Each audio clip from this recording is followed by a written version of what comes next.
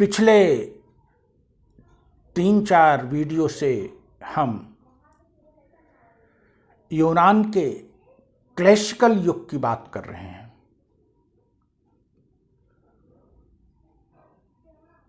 उसी क्रम में आज हम इस क्लासिकल युग को यूनान के प्राचीन काल को क्लासिकल बनाने में तमाम महत्वपूर्ण लोगों ने योगदान दिया।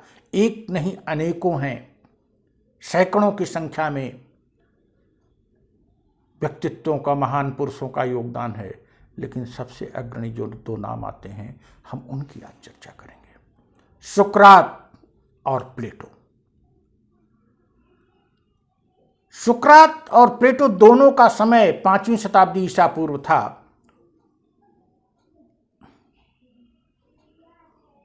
399 बीसी में सुकरात की मृत्यु हो गई।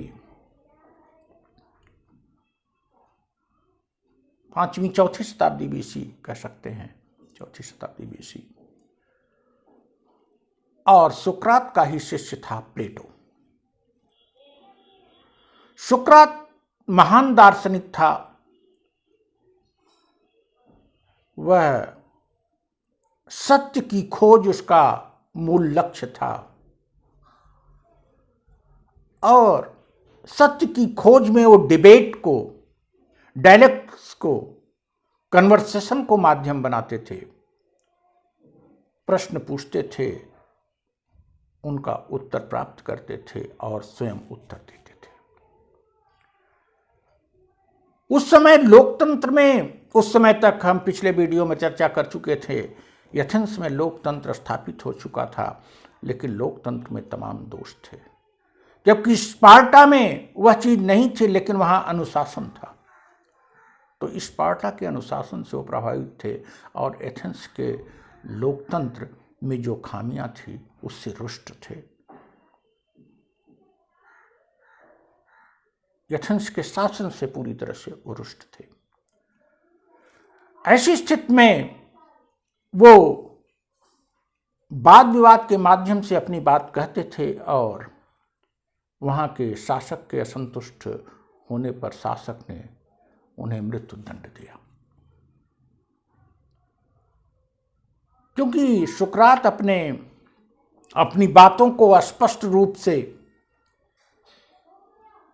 बिना किसी पक्षपात के, बिना भय के रखते थे और बहुत सारी बातें उनकी राजनीतिक व्यवस्था को संचालन करने से संबंधित थी, जो कि शासक वर्ग को प्रिय नहीं लगी और उन्हें मृत्युदंड देना पड़ा। उनके शिष्य प्लेटो, जो कि एक कुलीन परिवार में पैदा हुए थे और पहले खिलाड़ी, फिर सैनिक और फिर दार्शनिक बने। अच्छे खिलाड़ी थे, सैनिक के रूप में भी कार्य किया और दार्शनिक बने। प्लेटो ने सुकरात की बातों को डायलॉग्स के माध्यम से सुकरात के विचारों को आगे बढ़ाया और उन्होंने जो अनेक पुस्तकें लिखी, जिनमें 3 प्रमुख हैं। पहली पुस्तक उनकी है रिपब्लिक, राज्य व्यवस्था, दूसरी स्टेट्समैन और तीसरी लॉज, मतलब लॉ मतलब विधि व्यवस्था।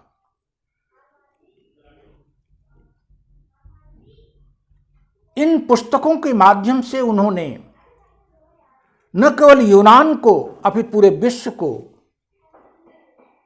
राजनीतिक व्यवस्था का शुरुआती पाठ पढ़ाया और रूसों ने तो उनकी पुस्तक रिपब्लिक को पूरी राजनीतिक व्यवस्था की सर्वश्रेष्ठ पुस्तक बताया है। प्लेटो ने 3 बातें जो कही, उन्होंने कहा डिजायर,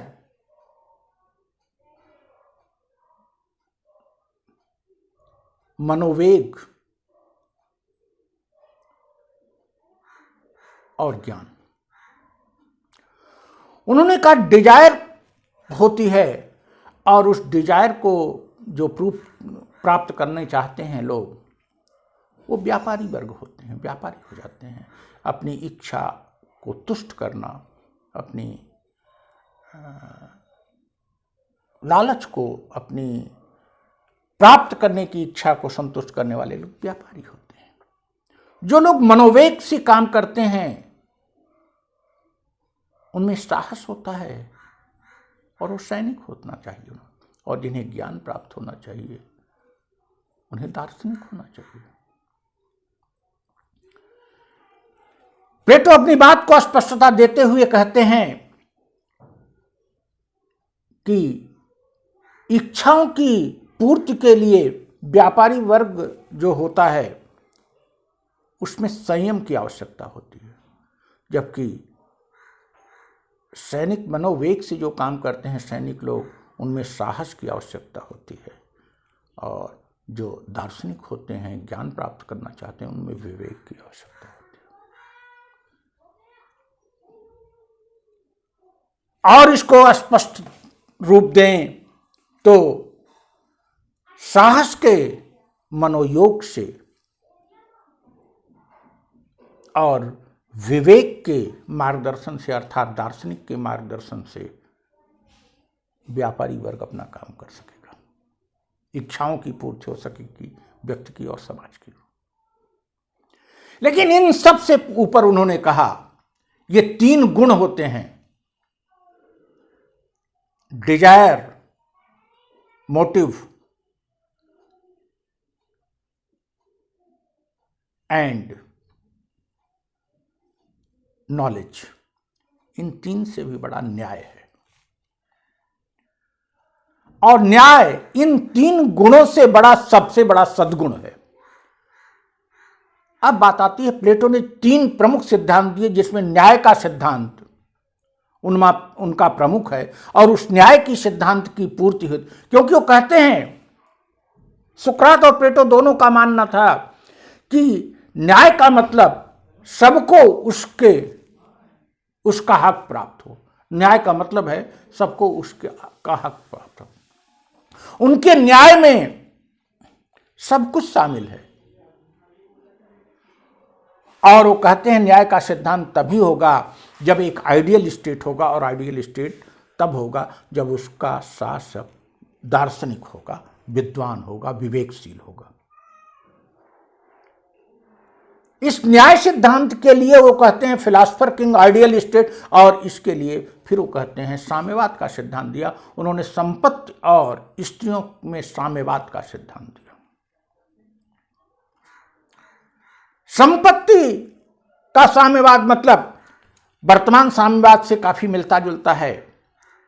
वो कहते हैं कि इस साम्यवाद का मतलब जो शासक वर्ग हो उसकी निजी संपत्ति न हो,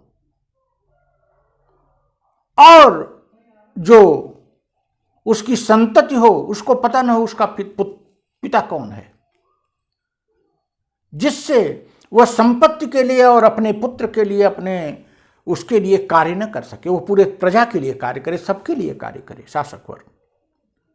और इसी प्रकार से स्त्रियों के साम्यवाद का भी सिद्धांत दिया कि स्त्रियां भी जो है साझे की हों, एक की न हो। वर्तमान साम्यवादी सिद्धांत में यह इस रूप में अलग है। वर्तमान साम्यवादी सिद्धांत में कहता है कि सर्वहारा का शासन हो, और वहां कहता है नहीं, एक दार्शनिक का, एक विद्वान का शासन हो। आधुनिक साम्यवाद में संपत्ति का साम्यवाद है, स्त्री का नहीं है। उसमें संपत्ति और स्त्री दोनों का साम्यवाद है। आधुनिक साम्यवाद कहता है क्रांतिकर से आ सकेगा। उनके साम्यवाद में एक समुचित शिक्षा व्यवस्था से आ सकेगा, आइडियल किंग से आ सकेगा। और शिक्षा के लिए जो बात उन्होंने कही वह कुछ अंश तक आज भी प्रासंगिक है। वे कहते हैं, उसी शिक्षा से उन्होंने जोड़ा, वे कहते हैं कि 10 वर्ष तक जो शिक्षा हो वो केवल खेल कूद की हो, व्यायाम की हो, और प्रत्येक पाठशाला में व्यायामशालाएं हों, खेल कूद के मैदान हों। और 11 वर्ष से 16 वर्ष की शिक्षा में वो कहते हैं संगीत की शिक्षा, और जिसमें थोड़ा बहुत संगीत के माध्यम से विज्ञान, गणित इत्यादि पढ़ा दिया जाए।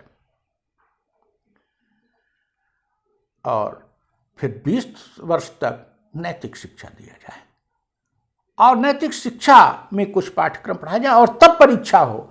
जो लोग उसमें अनुत्तीर्ण हों उनको किसान बनने के लिए, व्यापारी बनने के लिए, शिल्पकार बनने के लिए भेज दिया जाए, और जो उत्तीर्ण हों उनको 21 वर्ष से 30 वर्ष तक आगे की शिक्षा दिया जाए। और फिर 30 वर्ष के बाद फिर परीक्षा हो, उनमें जो अनुत्तीर्ण हो उनको सैनिक वर्ग में भेज दिया जाए, और जो उत्तीर्ण हो उनको 31 से 35 तक फिर शिक्षा दिया जाए दर्शन की। और उसके बाद जो उत्तीर्ण हो उनको व्यवहारिक जीवन में 36 साल से 50 वर्ष तक लाया जाए, और वे अपनी प्राप्त शिक्षाओं का उपयोग करें, और उसके बाद जो सफल होते हैं उनको शासक वर्ग में भेज दिया जाए, और जो अनुत्तीर्ण होते हैं फिर सैनिक वर्ग, द्वितीय वर्ग में स्थान दिया जाए। इस प्रकार से उन्होंने व्यवस्था की। वर्तमान समय में जो उन्होंने बच्चों को शारीरिक शिक्षा, व्यायाम की शिक्षा दी, उन्होंने कहा यह शिक्षा प्राप्त करने के बाद ही कोई व्यक्ति व्यवसायी बन सकेगा, कोई सैनिक हो सकेगा और फिलासफर हो सकेगा। इसकी शिक्षा के अभाव में जिसका स्वास्थ्य नहीं ठीक होगा वो क्या कर सकेगा, और फिर नैतिक शिक्षा के अभाव में कोई कैसे कर सकेगा। इस प्रकार से आइडियल स्टेट की उन्होंने बात कही। लेकिन जब आइडियल स्टेट को आलोचना होने लगी कि ये तो यूटोपिया है, एक दार्शनिक राजा मिलेगा कैसे, एक दार्शनिक राजा क्या जरूरी है कि अच्छा कार्य कर सके, क्या वो चुना जाना संभव है, तब उन्होंने अपनी अगली पुस्तक लॉज में सब आइडियल स्टेट की बात की, यथासंभव आइडियल स्टेट की बात की। और इस प्रकार से उन्होंने एक छोटे से ही दायरे में सही, एक एथेंस जैसे छोटे से सिटी स्टेट में ही सही, एक ऐसा राजनीतिक स्वरूप दिया जो कि काफ़ी हद तक आज भी बहुत जगह के लिए प्रासंगिक है, और जिसके आधार पर राजनीतिक व्यवस्था, राजनीतिक सोच और राजनीतिक थिंकिंग आगे चलकर बहुत आगे